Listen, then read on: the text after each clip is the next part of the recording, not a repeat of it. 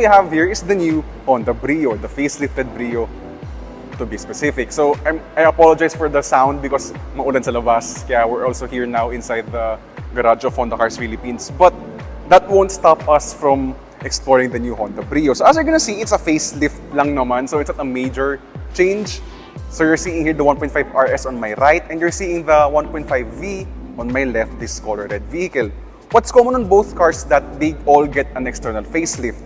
New bumpers, new headlights, you also have a new grille, and new alloy wheels for all variants. So in the RS, kamukha pa rin yung sa pre-facelift RS, but it's been smoked yung kanyang design versus yung sa dating RS na silver finish. It's also worth noting, by the way, that the RS gets full LED headlights, which is unique in the segment. As we move down the sides, they're pretty much the same pa rin, but in the RS, you have side skirts na ngayon. And then, for the RS, you also have black mirrors, power folding by the way, with LED turn signals. The red version, the 1.5V, has the turn signals on the fenders of the car. Optional black roof for the RS as well. And moving towards the back, you're gonna see there's a spoiler for the RS and at least common for both variants, new rear bumpers, or at least slightly redesigned rear bumpers for both models. And for the RS, you get a black plastic trim that adds more character to the rear bumper of the car. But basically, yeah, the changes are actually very minor, but they do make the car more updated in terms of looks. And the most important part here is, though it's not an all-new model, it somehow still makes the Brio a fresh car amid newer competition, especially the upcoming all-new Toyota Wigo that's been already released in Indonesia. So that's a good time for us to, I think, step inside, or sit inside rather, the newly facelifted Honda Brio. So here inside the Brio, as you're gonna see, in terms of looks, it's actually still the same. So you still get mostly hard plastics, but you expect that, of course, in this segment. But it's reasonably stylish in terms of the design.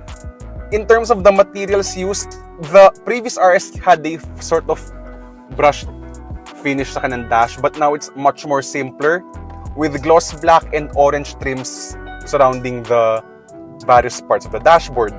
And then there's also a digital manual aircon controls that's also in the 1.5V, by the way, itong feature na yun.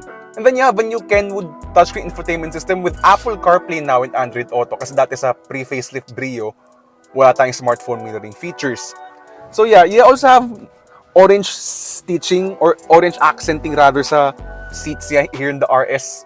In the 1.5V in the lower variant, it's just black fabric with black headliner on both variants. And then, as for the other parts of the cabin, it's really very much the same pa rin. So, spacious back seat, wala kang rear aircon vents, of course, in this segment. Wala ka ring rear armrest. Yun nga lang, in the middle rear passenger, naka 2-point lap belt nga lang siya as opposed to a 3-point seat belt. So, yeah, in 2023, we expect all cars, even in this segment, to be having a 3-point seat belt na on all variants.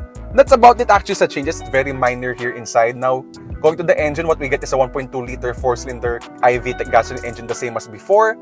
It's one of the only few cars in the microcar or in the subcompact, or not even subcompact, smaller than subcompact na segment, that uses a 4-cylinder engine. It's one of those things where Honda always excels now in terms of the powertrain department. So next to the Mitsubishi Mirage, naka 3-cylinder engine lang yun. So here in the Brio, there's more mechanical refinement as a result.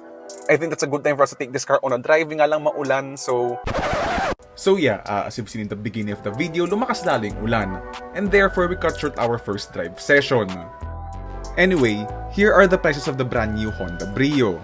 And if you've seen the prices of the all-new Toyota Wigo at Go Flatout PH, alam nyong mas mahal pa yung base model ng Brio compared sa top-of-the-line Toyota Wigo. Now with that said, will you choose the all-new Toyota Wigo or the facelifted Honda Brio? Let us know down in the comment section.